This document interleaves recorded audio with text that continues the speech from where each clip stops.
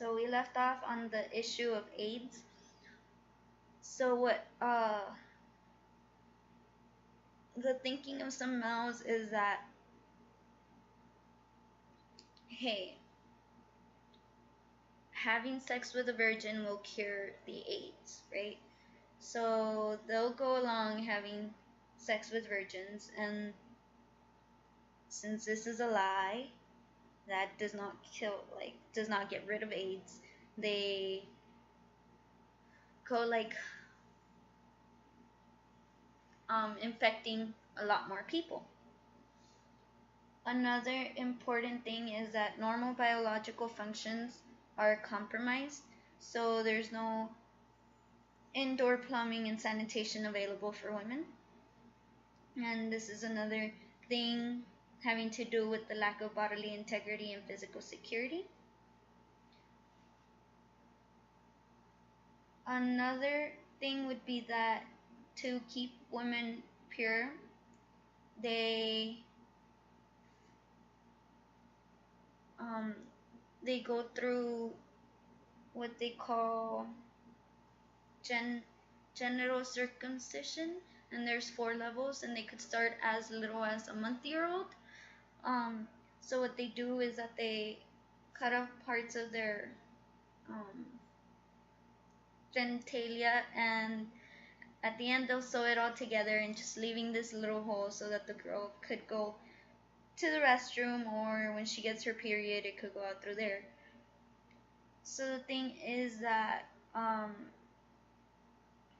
many people can get infections because of this, and this is a health issue, but they don't see it this way because they just want to keep this they want to keep females from having sex with other people or with men, right, until they get married.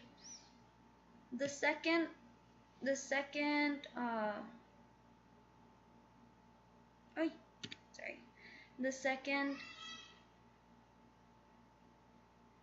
wound is the lack of equity in family law. My bad. So this concerns laws that are related to marriage, divorce, custody, and inheritance. So the age that they see that is good enough to get married is 7 years old. So women are seen as an object. They're not seen as human beings.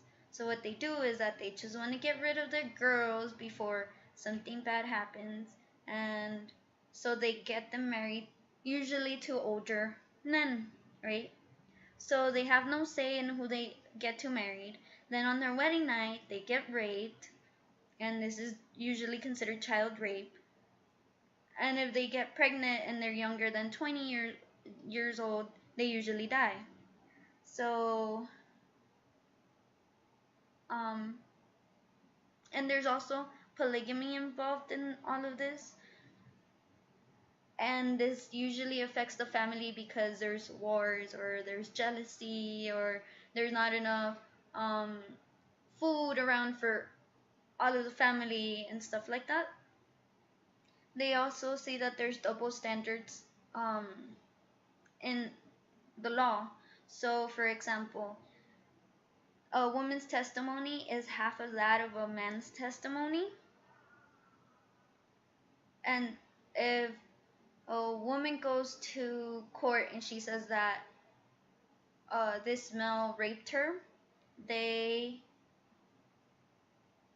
unless someone else witnesses and they're willing to come through and say like, yeah, I saw this, they will not believe them. Another thing is that when they're trying to get divorced, is that women have to go through the process, and it's a long process, and they have to prove certain things to be able to get divorced. While men can just, they don't have to go through court, and they could just say, I want a divorce, and just